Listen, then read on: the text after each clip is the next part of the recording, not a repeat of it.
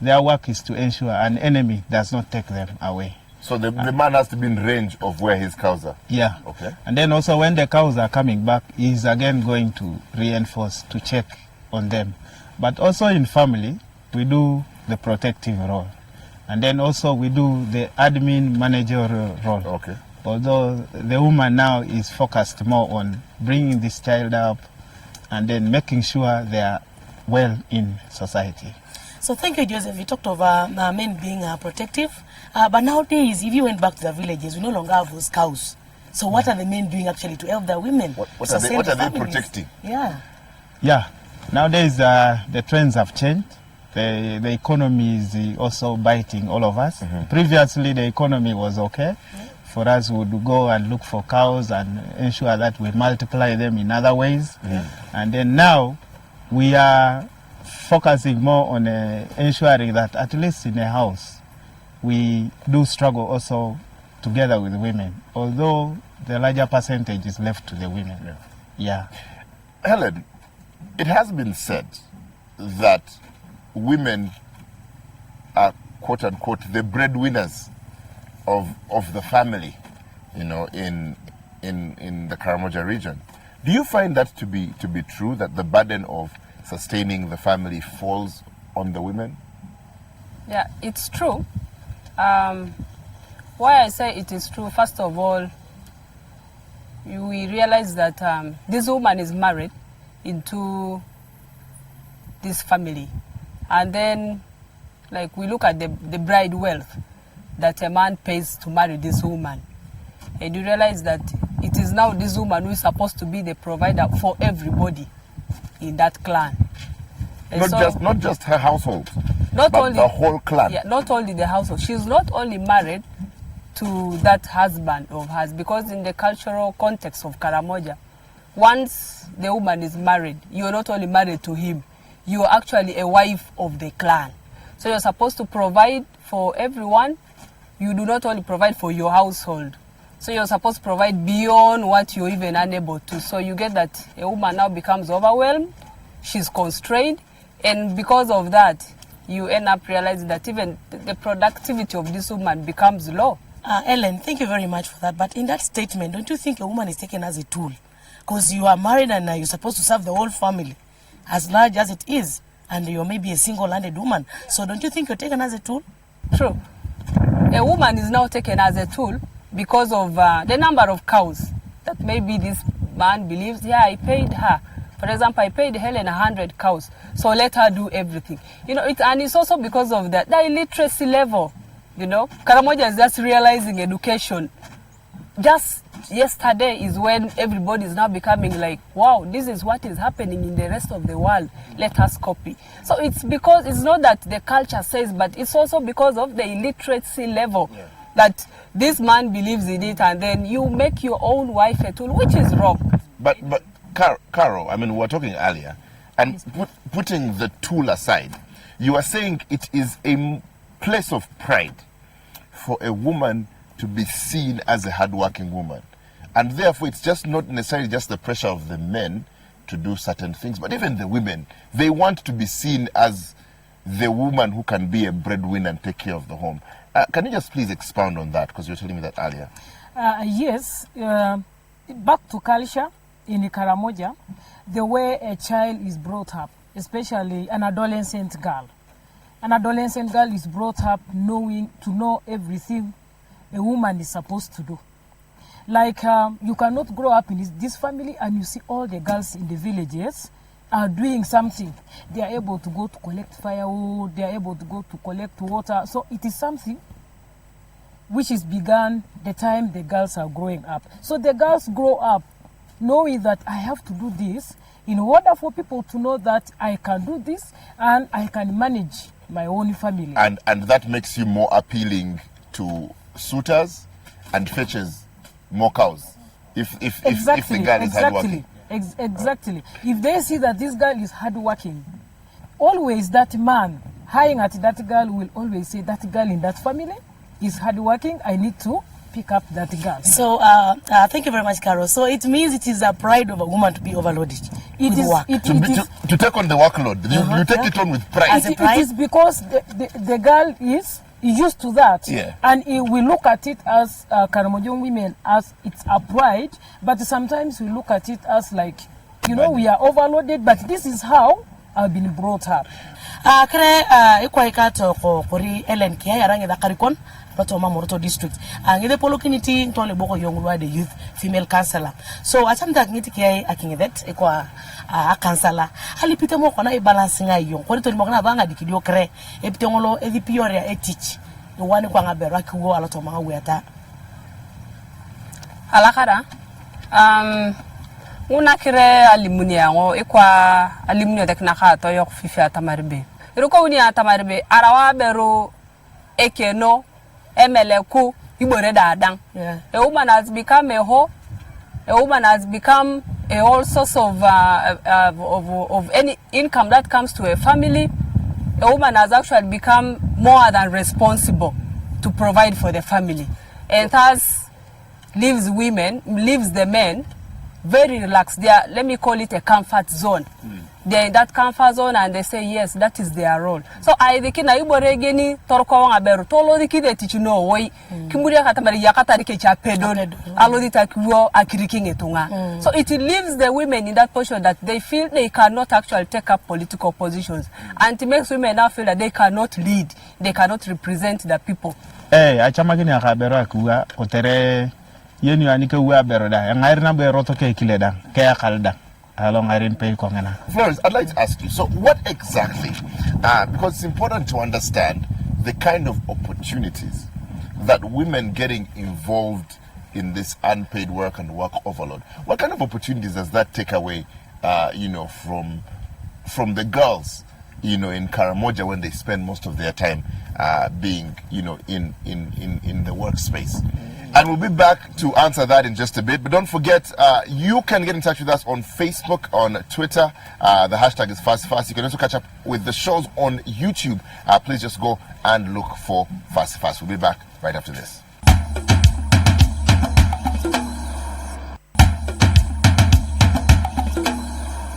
We took to the streets in Moroto and asked people, if women should be the breadwinners of the family on our FASI soapbox.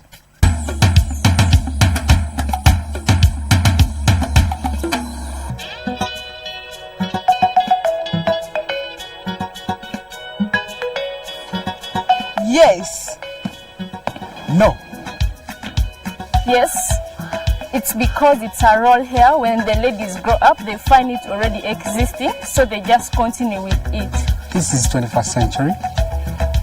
Everyone should contribute and have a contributive effort to contribute towards the family. The sole breadwinner is the woman. She builds, she cooks, she does almost everything. Most of women in Moroto are just illiterate. Secondly, they're financially innocent. Here it's the ladies. It's us, the ladies, who are the breadwinners.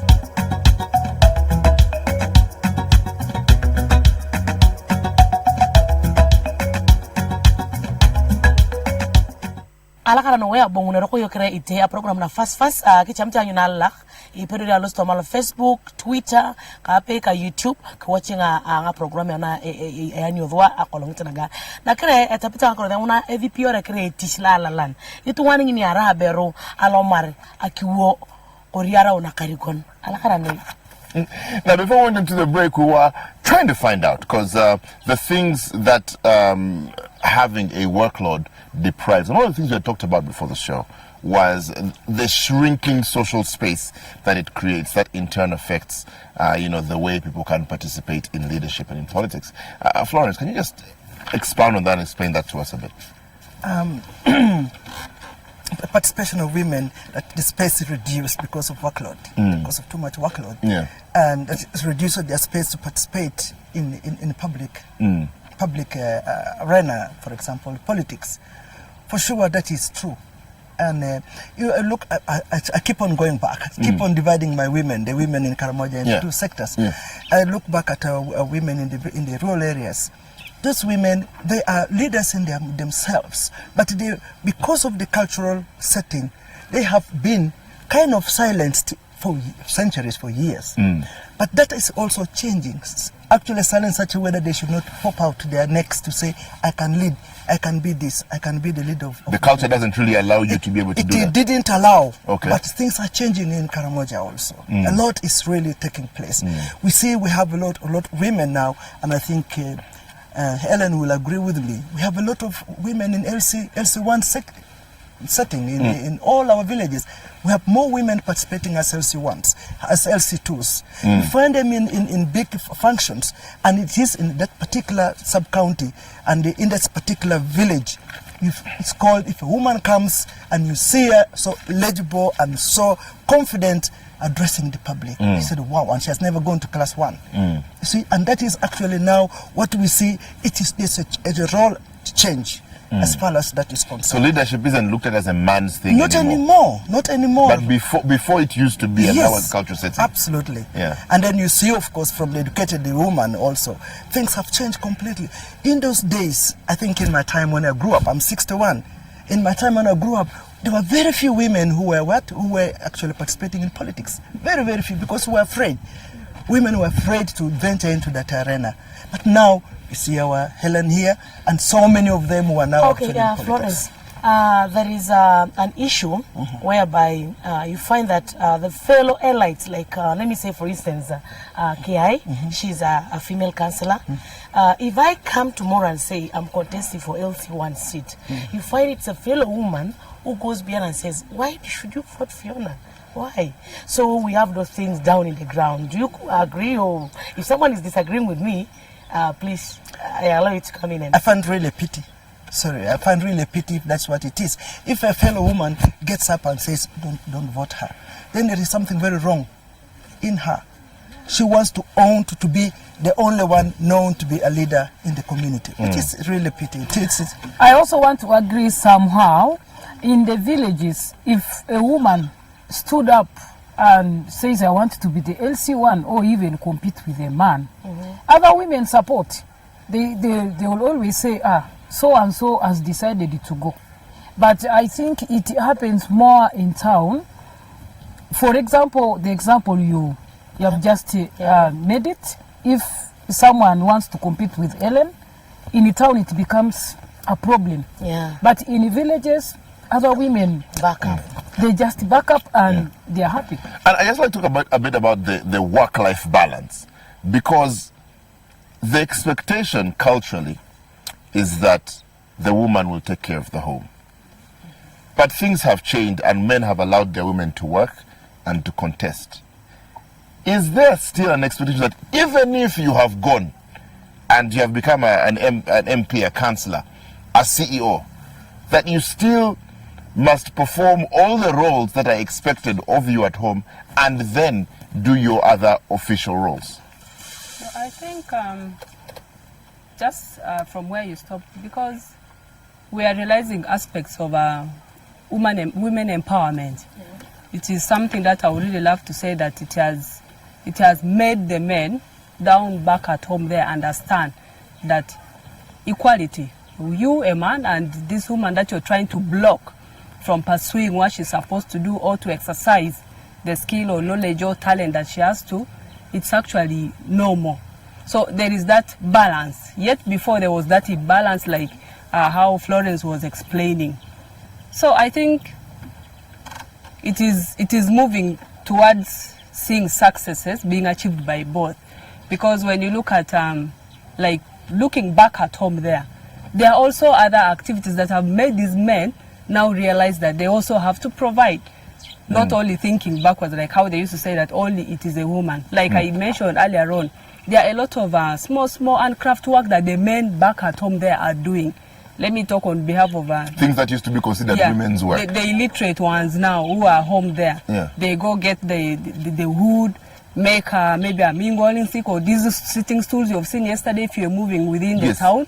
You've seen, and it is men. So in this small kind of activities, they have been able also to buy a book for a child who is school going, to buy a pen or pencil, to buy sugar, salt, something of the kind, a matchbox, which they were only looking at that it's only the women. So there is resource sharing now. What a woman brings, also what a man has got, they are able to share. And so there is understanding in between, unlike before. Joseph, would you still expect your wife to still make sure that, you know, you had food, you had all these things, despite of her doing other things? Or would you pitch in? Would you pitch in and carry the children and take care of them and make her work easier for her to run? And would other men in the community do that? Yeah, looking at the changing trends, let me say changing trends. Men are now looking at women as equal partners to further, to progress. Because at the end of the day, we are looking at what shall we put at the table for our children, for the society. If we looked at a woman as someone who can complete all tasks, then we'll lag behind. So you find that nowadays, even the unlearned, they go for antenatal with their women, or when the child is sick, the man carries the child to the hospital. Things that were before looked at as to be for women only. Yeah, at least there is now a work balance where the woman is held up in a council meeting, the man takes over responsibilities at home, or where a woman goes for work, a man does that. But there are extreme cases. Joseph, I think that goes for men who went to school. Because why I'm saying this is I tried to carry out some survey in the hospital. Whenever you could go to the hospital, you find only women in the line. And when they ask where are your men, they say, you go. If you are negative, I'm also negative. If you are positive, I'm also positive. So why do you men want to rely on the results of women? Yeah. So I mean, is it only for educated women? This sort of advancement in educated men, sorry, the advancement in think, or even men in the village, is it changing for them also? Yeah, there is some change, although we don't say largely, but there is some change. And then also, when a man refuses to go for antenatal, it may be because the woman is not trying to bring out issues very well. Yeah, or the woman is not clear in the way she is. She is. Yeah, but men have accepted to go because of the sensitization, empowerment. Well, unfortunately, we have to cut that there. And of course, I mean, it's nice to realize that things are starting to change in Karamoja and hopefully around the country, because we realize that if women are overloaded with work, then their access to education reduces, then their access to paid income, which we need for elections, and of course their access to social spaces does reduce too. And next week we shall be discussing actual solutions on how we can go forward, with these things, what our communities can do, what our teachers, our lawyers and legislators can do for this. But for now we have to say goodbye. Arayo David. Arayo Fiona. And see you next week. Bye-bye.